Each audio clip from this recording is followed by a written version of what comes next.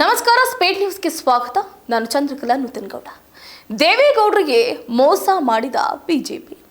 ದೇವೇಗೌಡರ ಸಂಸದೀಯ ಜೀವನ ಅಂತ್ಯ ಆಗೋಯ್ತು. ನಾನೀಗ ರಾಜ್ಯಸಭಾ ಸದಸ್ಯನಲ್ಲ, ನಾನೇನು ಹೇಳೋದಿಲ್ಲ.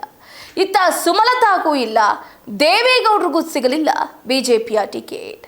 ಮೈತ್ರಿಯಲ್ಲಿ ಹಾಗಾದ್ರೆ ಮೂಡುತ್ತಾ ಬಿರುಕು. ನೋಡಿ, ನಾನೀಗ ರಾಜ್ಯಸಭಾ ಸದಸ್ಯನಲ್ಲ. ಈ ಬಗ್ಗೆ ಈಗ ನಾನೇನು ಕೂಡ ಮಾತಾಡೋದಿಲ್ಲ. ನಾನೇ ಎಲ್ಲರನ್ನ ಕರೆದು ಈ ಬಗ್ಗೆ ಪ್ರತ್ಯೇಕವಾಗಿ ಮಾತಾಡ್ತೀನಿ ಅಂತ ಮಾಜಿ ಪ್ರಧಾನಿ ದೇವೇಗೌಡರು ಬೇಸರದಿಂದ ಹೇಳಿಕೆಯನ್ನು ಕೊಟ್ಟಿದ್ದಾರೆ. ರಾಜ್ಯಸಭಾ ಸದಸ್ಯ ಸ್ಥಾನಕ್ಕೆ ಬಿಜೆಪಿ ಅಭ್ಯರ್ಥಿಯೋ ಜೆಡಿಎಸ್ನಿಂದ ದೇವೇಗೌಡರನ್ನೇ ಮುಂದುವರಿಸಲಾಗುತ್ತಿದೆಯೋ ಅನ್ನುವ ಚರ್ಚೆ ನಡೀತಾ ಇರುವ ಹೊತ್ತಲ್ಲೇ ಇದೀಗ ದೇವೇಗೌಡರ ಈ ಹೇಳಿಕೆ ತೀವ್ರ ಕುತೂಹಲಕ್ಕೆ ಕಾರಣವಾಗಿದೆ. ನೋಡಿ, ಈ ರಾಜ್ಯಸಭಾ ಸದಸ್ಯ ನಾನಲ್ಲ ಅನ್ನುವ ಮೂಲಕ ಅಸಮಾಧಾನ ಹಾಗೆ ಬೇಸರವನ್ನು ಹೊರಹಾಕಿದ್ದಾರೆ. ಟಿಕೆಟ್ ಘೋಷಣೆ ವಿಳಂಬ ಆಗಿರುವ ಬಗ್ಗೆ, ಟಿಕೆಟ್ ಖಚಿತ ಮಾಡದಿರುವ ಬಗ್ಗೆ ಬೇಸರವನ್ನು ವ್ಯಕ್ತಪಡಿಸಿದ್ರ ಅಥವಾ ತಮ್ಮನ್ನೇ ಆಯ್ಕೆ ಮಾಡ್ತಾರೆ, ಕಾಯ್ತಿರಿ ಅನ್ನುವಂತಹ ಸಂದೇಶವನ್ನ ಕೊಟ್ಟಿದ್ದಾರೆ ಅನ್ನುವ ಮಾತು ಚರ್ಚೆಗಳು ಶುರುವಾಗಿರೋದ್ರ ಬೆನ್ನಲ್ಲೇ ಇದೀಗ ರೈತರ ಸಮಸ್ಯೆಗಳ ಬಗ್ಗೆ ನಾನು ಪ್ರಧಾನಮಂತ್ರಿ ನರೇಂದ್ರ ಮೋದಿ ಅವರೊಂದಿಗೆ ಹಾಗೆ ಸಂಬಂಧಪಟ್ಟ ಕೇಂದ್ರ ಸಚಿವರೊಂದಿಗೆ ಚರ್ಚೆಯನ್ನು ಮಾಡ್ತೀನಿ. ರೈತರ ಹಿತರಕ್ಷಣೆಗಾಗಿ ಕೇಂದ್ರ ಸರ್ಕಾರದ ಮಟ್ಟದಲ್ಲಿ ಸೂಕ್ತ ಪರಿಹಾರವನ್ನು ಒದಗಿಸುವುದಕ್ಕೆ ಪ್ರಾಮಾಣಿಕವಾಗಿ ಪ್ರಯತ್ನವನ್ನು ನಡೆಸ್ತೀನಿ ಅಂತ ಹೇಳಿಕೆಯನ್ನು ಕೊಟ್ಟರು. ಇತ್ತ ರಾಜ್ಯಸಭಾ ಟಿಕೆಟ್ ಆಕಾಂಕ್ಷಿಯಾಗಿದ್ದಂತಹ ಜೆಡಿಎಸ್ಗೆ ಬಿಜೆಪಿ ಬಿಗ್ ಶಾಕ್ ಅನ್ನು ಕೊಟ್ಟಿದೆ. ನೋಡಿ, ಸದ್ಯ ರಾಜ್ಯಸಭಾ ಸದಸ್ಯರಾಗಿರುವಂತಹ ಮಾಜಿ ಪ್ರಧಾನಿ ಎಚ್.ಡಿ. ದೇವೇಗೌಡರನ್ನೇ ಅವರ ಹಿರಿತನದ ಆಧಾರದ ಮೇಲೆ ಮರು ಆಯ್ಕೆ ಆಗುತ್ತೆ ಅಂತ ಹೇಳಲಾಗ್ತಾ ಇತ್ತು. ಆದರೆ ಆ ಆಸೆಗೆ ಇದೀಗ ಬ್ರೇಕ್ ಅನ್ನು ಹಾಕಲಾಗಿದೆ. ರಾಜ್ಯ ರಾಜಕಾರಣದಲ್ಲಿ ಭಾರೀ ಕುತೂಹಲ ಮೂಡಿಸಿದ್ದ 2026ರ ರಾಜ್ಯಸಭೆ ಅಭ್ಯರ್ಥಿ ಆಯ್ಕೆ ವಿಚಾರದಲ್ಲಿ ಬಿಜೆಪಿ ಅಚ್ಚರಿ ನಿರ್ಧಾರವನ್ನು ಪ್ರಕಟ ಮಾಡಿದೆ. ಕರ್ನಾಟಕದಿಂದ ರಾಜ್ಯಸಭೆ ಚುನಾವಣೆಗೆ ಬಿಜೆಪಿಯು ಪ್ರೊಫೆಸರ್ ಎಂ ನಾಗರಾಜು ಅವರನ್ನ ಕಣಕ್ಕೆ ಇಳಿಸಿದೆ.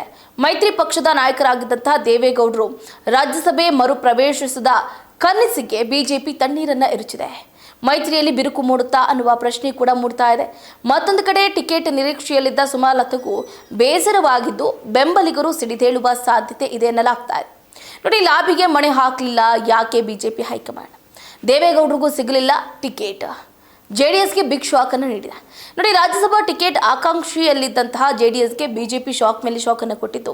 ಸದ್ಯ ರಾಜ್ಯಸಭಾ ಸದಸ್ಯರಾಗಿರುವ ಮಾಜಿ ಪ್ರಧಾನಿ ದೇವೇಗೌಡರನ್ನೇ ಅವರ ಹಿರಿತನದ ಆಧಾರದ ಮೇಲೆ ಮರು ಆಯ್ಕೆ ಮಾಡಬಹುದು ಅನ್ನುವಂಥ ನಿರೀಕ್ಷೆ ಜೆಡಿಎಸ್ಗೆ ಇತ್ತು. ಆದರೆ ಜೆಡಿಎಸ್ ಲೆಕ್ಕಾಚಾರ ಉಲ್ಟಾಗಿ ಹೋಗಿದೆ. ಮೈತ್ರಿಯಲ್ಲಿ ಈಗ ಒಂದು ಕಡೆ ಭಿನ್ನಾಭಿಪ್ರಾಯ ಮೂಡ್ತಾ ಇದೆ. ಬಿಜೆಪಿ ಹೈಕಮಾಂಡ್ ದೇವೇಗೌಡರ ಮರು ಆಯ್ಕೆಗೆ ಮಣೆ ಹಾಕಲಿಲ್ಲ. ಅವರ ವಯಸ್ಸು ಮತ್ತು ಆರೋಗ್ಯದ ಕಾರಣವನ್ನು ಮುಂದೆ ಇಟ್ಕೊಂಡು ದೇವೇಗೌಡರಿಗೆ ಟಿಕೆಟ್ ಅನ್ನು ನಿರಾಕರಿಸಿದೆ ಅಂತ ಮೂಲಗಳಿಂದ ಮಾಹಿತಿ ತಿಳಿದು ಬಂದಿದೆ. ಇನ್ನು ಜೆಡಿಎಸ್ನ ವರಿಷ್ಠರಿಗೆ ರಾಜ್ಯಸಭೆ ಸ್ಥಾನ ತಪ್ಪಿದ ಬಳಿಕ ರಾಜ್ಯದ ಬಿಜೆಪಿ ಹಾಗೆ ಜೆಡಿಎಸ್ನಲ್ಲಿ ಬಿರುಕು ಮೂಡುವ ಸಾಧ್ಯತೆಯೂ ಕೂಡ ಹೆಚ್ಚಿದೆ ಅಂತ ಹೇಳಲಾಗ್ತಾ ಇದೆ. ಸುಮಲತಾ ಅವರನ್ನ ಅವ್ರಿಗೂ ಕೂಡ ಕೈ ತಪ್ಪಿದೆ ಟಿಕೆಟು. ರಾಜ್ಯಸಭಾ ಟಿಕೆಟ್ ಲೋಕಸಭೆ ಚುನಾವಣೆಯಲ್ಲಿ ಕ್ಷೇತ್ರ ತ್ಯಾಗ ಮಾಡಿದ್ದಾರೆ ಮಾಜಿ ಸಂಸದೆ ಸುಮಲತಾ ಅವರು. ನೋಡಿ, ಅವರ ಹೆಸರು ಕೂಡ ಕೇಳಿ ಬಂದಿತ್ತು. ದೆಹಲಿ ಮಟ್ಟದಲ್ಲಿ ಸುಮಲತಾ ಲಾಬಿ ಕೂಡ ನಡೆಸಿದ್ರು. ಆದರೆ ಬಿಜೆಪಿ ಸುಮಲತಾ ಅವರನ್ನು ಕೂಡ ಆಯ್ಕೆ ಮಾಡಲಿಲ್ಲ.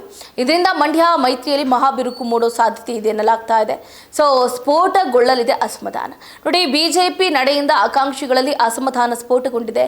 ಪಕ್ಷದ ಚಟುವಟಿಕೆಗಳಲ್ಲಿ ಆಕ್ಟಿವ್ ಆಗಿದ್ದಂತಹ ಸದಾನಂದ ಗೌಡರಿಗೂ ಕೂಡ ಬಿಜೆಪಿ ಮಣೆ ಹಾಕಲಿಲ್ಲ.